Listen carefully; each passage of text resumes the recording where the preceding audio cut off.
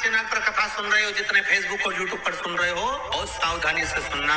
तो जिनकी यहाँ संपदा की कमी होती है, वैभव की कमी होती है, लक्ष्मी की कमी होती है, प्रतिष्ठा की कमी होती है, धन की कमी होती है, उसके लिए फैक्ट्री नहीं चल रही हो, कोई व्यापार नहीं चल रहा हो, तो एक कांच की प्याली में कपूर के 7 टुकड़े, फिटकरी के 2 टुकड़े और खड़े नमक का 1 टुकड़ा केवल उस प्याली में रख दीजिए महाराज। 15 दिन तक रखे रहने दो उसको, आपको खुद मालूम पड़ जाएगा कि व्यापार कैसे चलता है। आनंद के अनुभव होने लगे, अपने आप व्यापार दौड़ेगा, अपने आप आपका व्यापार खूब आगे। श्री दूध चढ़ाने से घर में संतान की वृद्धि होती है। दही चढ़ाने से भगवान शिव के, अगर शिवलिंग पर हम दही चढ़ाते हैं, उससे परिवार में प्रेम बढ़ता है। क्या बढ़ता है? प्रेम। फिर घी चढ़ाने से हमारे घर से रोग दूर होता है। शहद चढ़ाने से, भगवान शंकर पर जो शहद चढ़ाया जाता है, वो चढ़ाने से घर में संपदा की वृद्धि होती है। और 5वें नंबर पर भगवान को शक्कर, जो आप जानते होंगे, शक्कर आदि पिसी हुई चढ़ा देने से, शिव जी को चढ़ाने से हमारे घर के बच्चे जिद्दी नहीं हो। कि शिव महापुराण विश्वास को जागृत करती है। स्कंद पुराण कहती है, जिस व्यक्ति पर कर्जा बहुत ज्यादा मात्रा में हो जाता है और कर्जा चूकता नहीं है, आप बहुत प्रयास कर लिए, करोड़ों रुपए का कर्जा हो गया, यहाँ से लिया वहां दिया, वहां से उठाया वहां दिया, वहां से उठाया वहां दिया, तो निवेदन है, कभी मौका लगे, कर्जा मुक्ति के लिए सारे वृक्षों में अगर कोई श्रेष्ठ वृक्ष माना गया है तो वो बट का वृक्ष माना गया महाराज। इसलिए प्रशासनिक कार्य के लिए, मानसिक टेंशन में, परेशानियों में बटकेश्वर महादेव का स्मरण किया जाता है। और यदि निवेदन करूंगा, बहुत ज्यादा यदि आपको कर्जा हो गया, बहुत ज्यादा कर्जा हो गया और वो कर्जा चूक ही नहीं रहा, तो थोड़े दिन बड़ के पेड़ के नीचे आप बटकेश्वर महादेव के लिए 1 लोटा पानी, उसमें थोड़ा सा पिसा हुआ चावल पीस के गला लेना चावल को और पीस लेना, पीस के उस पानी में मिला लेना और मिलाकर उसमें थोड़ी सी हल्दी पिसी हुई डालकर बटकेश्वर महादेव के नाम के पेड़ के नीचे अपनी कामना कर कर जो कर्जा हुआ है उस कर्जे का भान देते हुए, स्मरण देते हुए छोड़ दीजिए महाराज। 2 या 3 सोमवार एक ही जगह पर करना, 3 सोमवार बाद वहीं से बड़ के पेड़ की थोड़ी सी जड़ उठा लाना और उस जड़ को एक कोई धागे में बांधकर या तो अपनी गले में डाल लो या अपनी जेब में पटक लो, उसको थोड़े दिन पटक कर रखना, लगभग 2 से 3 महीना पटक कर रखो। वो जड़ जैसे बड़ का पेड़ विस्तार होता है, पानी गिरे ना गिरे, जल वृष्टि हो ना हो, गर्मी पड़े ना पड़े, उसको कोई फर्क नहीं पड़ता, बड़ का वृक्ष आप रूप फैलता जाता, उसकी जड़ें अपने आप प्रबल होती है। उसी तरह ये बटकेश्वर महादेव कहीं से भी अगर जड़ आपके पास में रखी है 1 महीना, 2 महीना, 3 महीना तक, तो ये जड़ अपने आप लक्ष्मी को पकड़कर खींच कर लाती है और कर्जे से मुक्त कर देती है। बटकेश्वर महादेव का स्मरण सुख का देना महाराज। ऐसा कोई कार्य नहीं जिसमें पशुपति व्रत लाख ना करे, बस दिल से अगर आपने पशुपति व्रत करा है, बाबा विश्वनाथ के 5 पशुपति व्रत होते हैं, किसी भी सोमवार से चालू कर सकते हैं।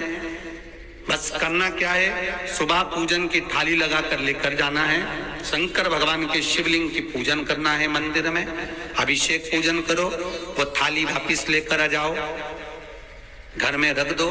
उसी थाली में शाम के समय प्रदोष काल में सूर्य डूब रहा हो, उसके कुछ ही समय के बाद आप आनंद में 6 दिए घर से लेकर जाओ, थोड़ा सा मीठा बनाकर लेकर जाओ और 5 दिए शंकर जी के मंदिर में लगाओ। पूजन करने के बाद में मीठे के 3 हिस्से कर दो, 2 हिस्से बाबा के मंदिर में अलग अलग रखिए, एक ही प्लेट में 2 हिस्से नहीं रखना है, दोनों हिस्सों को अलग अलग कटोरी में, अलग अलग दोने में, अलग अलग प्लेट में बाबा को रख दो और एक हिस्सा एक दिया लेकर आ जाइए, घर के दरवाजे में प्रवेश करते समय राइट भाग में एक दिया घी का लगा दीजिए जो लेकर आए हो मंदिर से, उसको जला के नहीं लाना है, वहीं पर जलाना।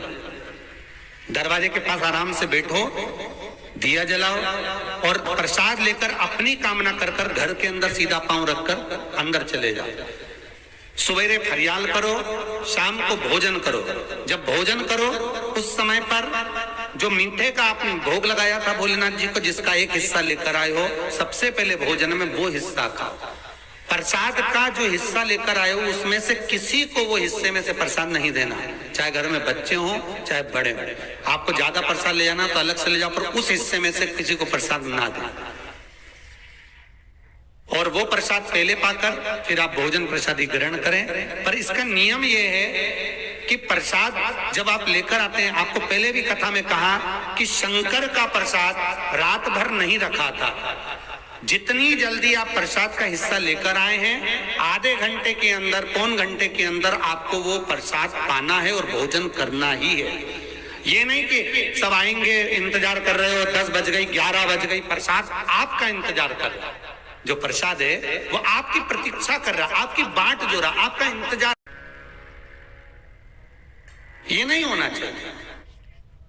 महाराज कितना सुंदर कहा है शास्त्रों में कि केवल एक देव अधिदेव महादेव एक ऐसे होते हैं जिनका प्रसाद रात भर नहीं रखा था।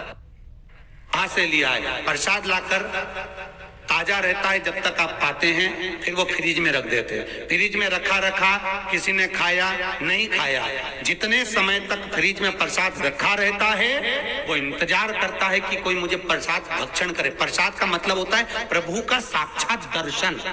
प्रसाद का मतलब ही यही है, प्रसाद, प्रभु का साक्षात दर्शन। वो रखा जब ज्यादा समय हो जाता है तो घर में वो कष्ट प्रदान करने लगता है। हमेशा याद रखो, प्रसाद जैसे ही आए उसका सही समय पर उसको पाओ। रखे हुए प्रसाद पड़ा हुआ है, फ्रिज में रखा हुआ है, बेटा खाएगा, बहू खाएगा, ये खाएगा, वो खाएगा, फिर धीरे धीरे वो बद्दुआ देना प्रारंभ कर देता है, जिससे घर में बड़ी बीमारी फैलने लगती है, बड़ा रोग आने लगता है। तो लोग सोचते हैं हमारे घर में ना तो हम कोई नशा करते हैं, ना हम कोई चीज खाते हैं, ना हम बाजार का खाते हैं, फिर रोग कहां से आता, फिर बीमारी कहां से आती? अर्थात वो बद्दुआ देता है। उसका प्रयोग करो, समय पर करो, समय पर पाओ। कई लोग कहते महाराज जी हमारे ये बीमारी कहां से आ गई? जरा पत्रिका में तो कोई बीमारी ही नहीं दिख रही। हमने तो सबसे पूछा ये बीमारी का योग ही नहीं है, फिर बीमारी कहां से आई? ना तो हम कोई व्यसन करते, ना कोई मद्रापान करते, ना कोई मांसाहार, फिर ये बीमारी कहां? उसका कारण है कि तुम उस प्रसाद का लाकर महीनों तक पड़ा हुआ है, इंतजार कर रहे हो, खाएंगे खाएंगे, आखिरी में फिर वो काम वाली को दे दिया। काम वाली इतनी चतुर आज के जमाने की, बासी माल खाएंगे, अटक गए। कौन का पड़ा? वो बद्दुआ।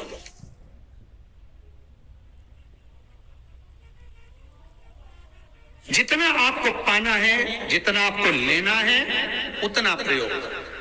ज्यादा रखकर बहुत दिनों तक पड़ा है, थोर रखिए, मोहन थाल रखा है, लड्डू रखा है, पेड़ा रखा है, कुछ सामान रखा, नहीं भाई, जितना बने उतना लाओ, नहीं तो किसी को तुरंत बांट दो, समापन करो। पर अपने यहाँ पर बहुत दिन तक रखकर उसका बाबा स्वयं, मेरा श्री जी बाबा, मेरे तिरुपति बाबा, मेरा गोवर्धन नाथ, मेरा भोलेनाथ, उस प्रसाद के रूप में तुम्हारे घर में कितने दिन इंतजार करे कि मैं तेरे भीतर प्रवेश करूं, पर तू कराए नहीं, पड़ा है, रखा रहने दो, मन नहीं करता। शक्तियों जैसा कर्म मत करो जिससे हमें कष्ट की। कई लोग कहते हैं हमने पशुपति व्रत करा, हमारा बहुत काम हुआ। कई लोग कहते हैं हमने करा पर हमको अभी तक उसका कारण है कि तुम बहुत देर तक प्रसाद को इंतजार करा रहे हो। तो बाबा भी आपको इंतजार करा रहा है, मेरा विश्वनाथ भी इंतजार कर रहा है। उस समय अवधि का भान होना चाहिए। निगाह हटी, दुर्घटना घटी, बस ध्यान रखो। हम कहते हैं कि हम पूजन करते हैं, हम पाठ करते हैं, हम अर्चना करते हैं, हम अनुष्ठान करते हैं, हम भगवान की सेवा करते हैं, फिर दुख हमको ही क्यों आता है? उसका कारण केवल इतना सा कि दुख हम खुद बुलाते हैं, दूसरा नहीं। हम स्वतः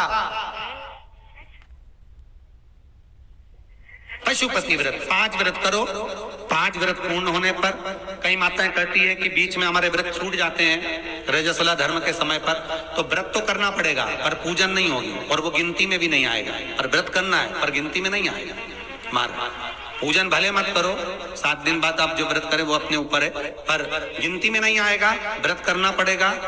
गिनती में तब आएगा जब दरवाजे पर आप दिया लगाएंगे, जितने दिए आपने लगाए उसी गिनती में आएगा। और महाराज 5 व्रत जब पूर्ण हो जाएं, 5वां व्रत रहे, तब एक नरियल श्रीफल, उस पर एक मोली नाड़ा लच्छा लपेट कर उस पे 11 रुपए रख कर, कोई आपको किसी को ना भोजन कराना है ना भंडारा करना है, केवल मोली लच्छा लपेट कर 11 रुपए रख कर बाबा विश्वनाथ के सम्मुख में शंकर जी की वो जलाधारी जो गोल है माता जगत जननी का हस्त कमल, उसी पर रख देना है। विनती कर देना, बाबा मेरी ये कामना से मैंने ये व्रत किया। जो पशुपति व्रत स्कंद पुराण में, लिंग पुराण में, नर्मदा पुराण में, शिव महापुराण में, पद्म पुराण के अंदर वर्णन किया, वो व्रत मैंने किया। बाबा मेरे इस व्रत को स्वीकार करना, मेरी कामना पूर्ण करना। बाबा को झोली पसार कर प्रणाम करो और अपने घर को चल जाओ। बस यही 5 व्रत का विधान है। पशुपति व्रत ऐसा कोई काम नहीं जो ना हो, बस दिल से अगर व्रत किया है तो बाबा मनोकामना पूर्ण तो करे ही है।